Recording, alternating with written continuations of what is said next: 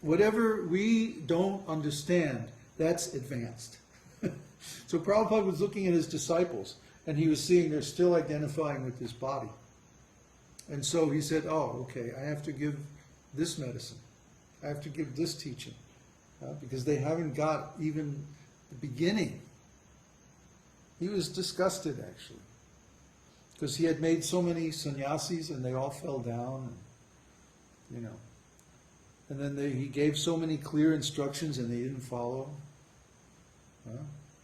So he was disgusted, and he was like, look, you're just so neophyte, you're just so beginner. Listen, 2nd chapter of Bhagavad Gita. You're not even there yet. You're not even to the point of realizing you're not your body. So just hear this. And he was teaching like that. So how can these people judge Srila Prabhupada and say that they know better than he does? They're not even on the basic spiritual platform. They don't even have Brahman realization.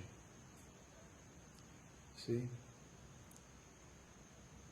Because they're not thinking. I remember, well, this is a little bit off topic, but Terence McKenna, he's actually one of my heroes.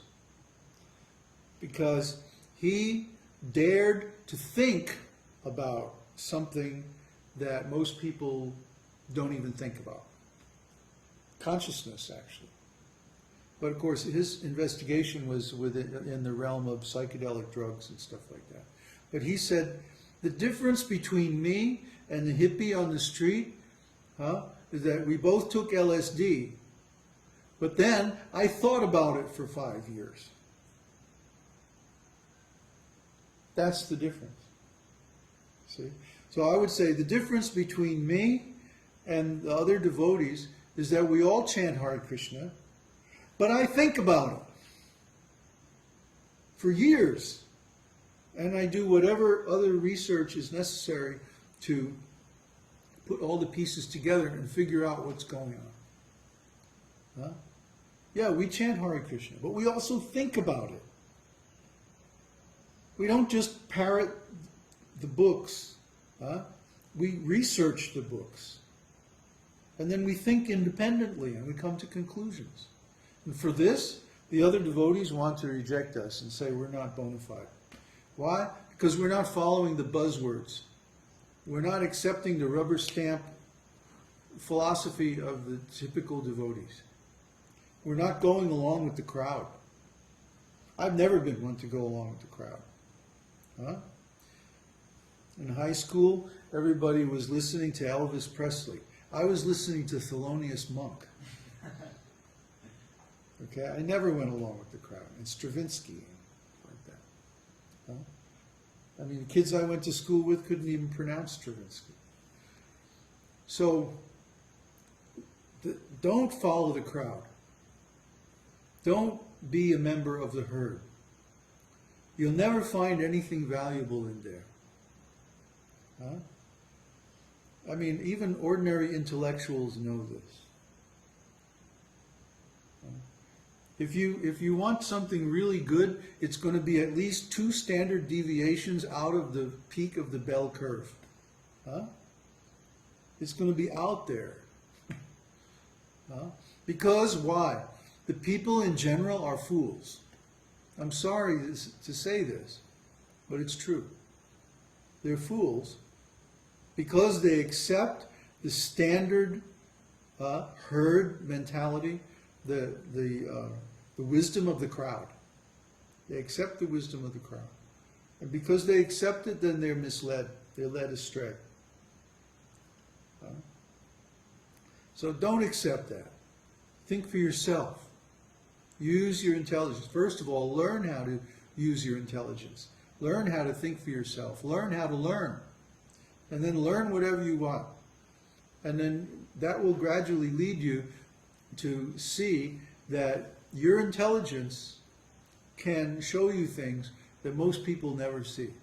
If you become expert at anything, you ask anybody who's competent, anyone who's expert at something, anything, They all have this certain attitude that actually my intelligence is independent. I don't need somebody else to tell me. In fact, I'll do better if I don't follow the conventional wisdom.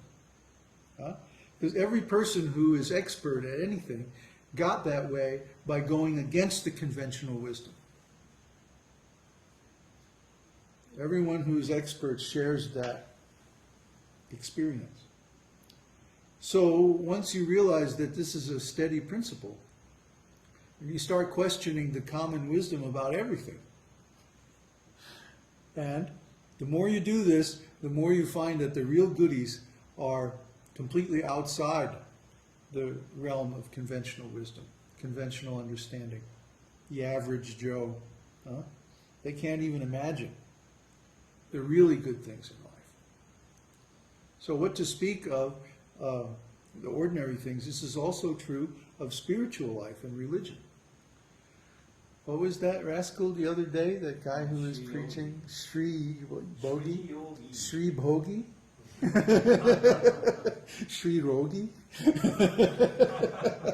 Rogi means, in Hindi, it means sick. A person who's sick is called Rogi. So if you are not really yogi, then you become bhogi, which means a sense enjoyer, and then you become rogi, sick. So anyway, Sri Rogi, he's giving this very conventional understanding of Vedic knowledge. And what is he saying? He's saying basically, just stay the way you are. You don't have to change. You don't have to do anything. You don't need to follow any rules or do any sadhana or anything like that. Just follow the crowd.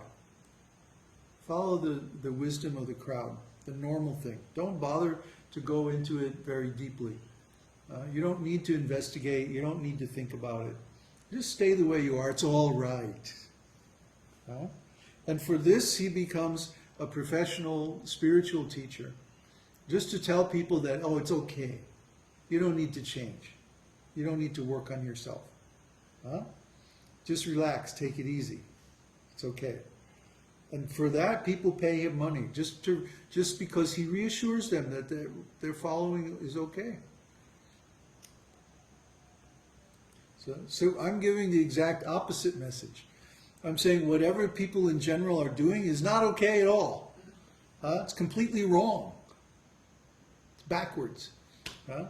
Like one of my projects right now is I'm writing a popular book. This is Project X, Secret Project X. We have several secret projects. But this one is that I'm writing a book which has more popular appeal. And the subtitle of the introduction is, Everything You Think You Know Is Wrong. Because to the average person, this is true. Everything they think they know is actually false. They're following the big lie. They don't even recognize that there is such a thing as a big lie. They think they believe the news on the TV every day. Big mistake. So don't follow the big lie. Don't follow the crowd. Don't follow the average in anything. And you'll do better. You'll be better off. You'll be happier. You'll be stronger. You'll be more able.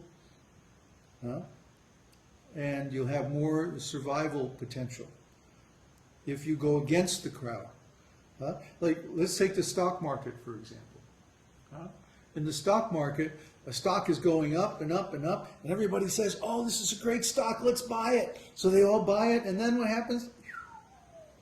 Why? Because the people who are making the market, who are driving the market, they bought it when it was down. And then they get all these news stories pumping up about how great this company is, and oh, the CEO is such a great guy and everything like that. And so the stock starts going up. And in the exchanges, in the pits, the traders are trading it back and forth and pumping up the price, right? And then all these suckers buy the stock, and what do? They take their profits, and it goes down. This is the stock market. This is how it works. It's a very clever thing to take people's money. And because it's such a big, I don't want to use the word conspiracy because it's so loaded. It's such a big racket, such a big business.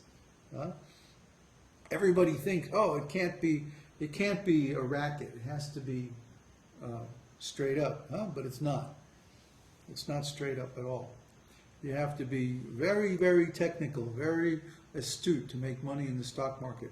90% of people lose money in the stock market because they don't understand what drives it. They don't understand the psychology of it.